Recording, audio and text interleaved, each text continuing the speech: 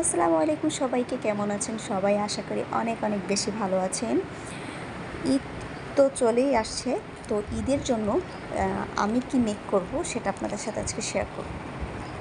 এখানে আমি অনেকগুলো পুঁতি নিয়ে নিয়েছি, দেখা যাক যে কী তৈরি করা যায়।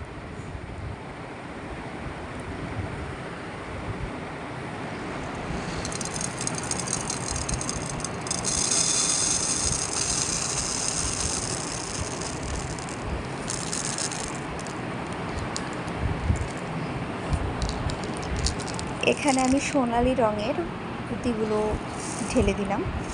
এবার সুন্দরভাবে সূচের মাধ্যমে এটাকে আমি মালার মতো গেঁথে নিব অনেকগুলো করে। আর আমরা বড় হয়েছি দেখে কী হয়েছে, আমাদের ছোটোবেলার ভালো লাগাগুলোকে আমাদের আসলে আবার ফিরিয়ে আনা উচিত। ঠিক আছে, আগে ছোটোবেলা কত কিছু বানাতাম, আর এখন এগুলো প্রায়ই বিলুপ্তির পথে।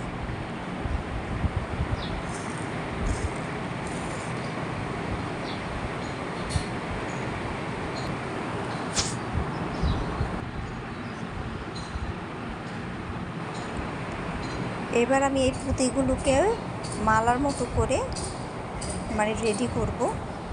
এরকম করে অনেকগুলো পুঁতি আমি এখানে ভরে নিব। দেখা যাক কি বানানো যায় এটা দিয়ে।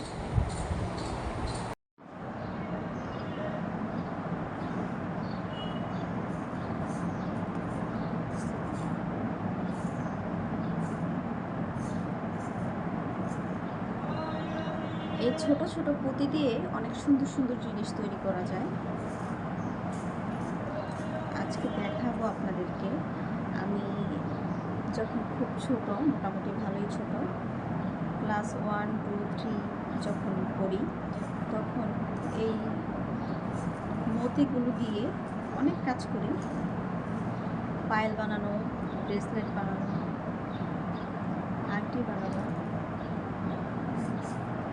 কিন্তু আসলে যাই দিন ভালো যায়, আগের মতো এগুলো আসলে মানুষ বানায় না, কিন্তু আগের জিনিসগুলো অনেক বেশি সুন্দর ছিল।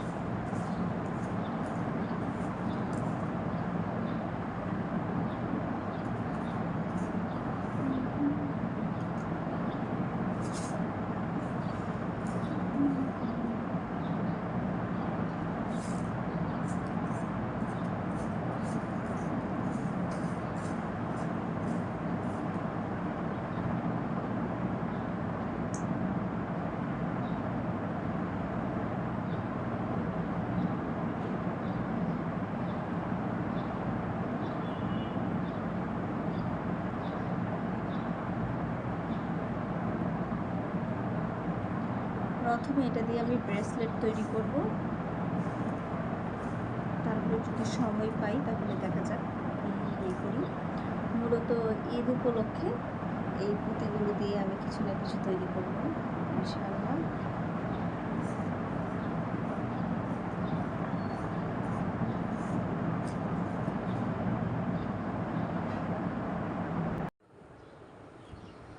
এই রকম মালা গেঁথে নিলাম।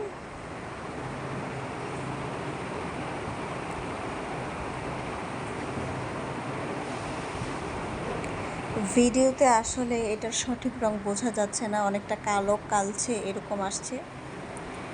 এই যে দেখুন, আমি আংটি বানিয়েছি, মূলত ছোট মালা তৈরি করেছি, তারপর আমি আমার আঙুলে পেঁচিয়ে নিয়েছি সুন্দরভাবে, এবং কি ঠিক এভাবেই স্থির রয়েছে এখনও আঙুলের মধ্যে।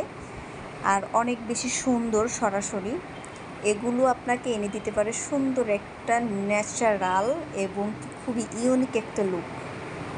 খুবই সিম্পলের ভিতরে খুবই গর্জিয়াস দেখা যায়, অনেক বেশি সুন্দর দেখা যায়, সরাসরি অনেক বেশি সুন্দর ছিল।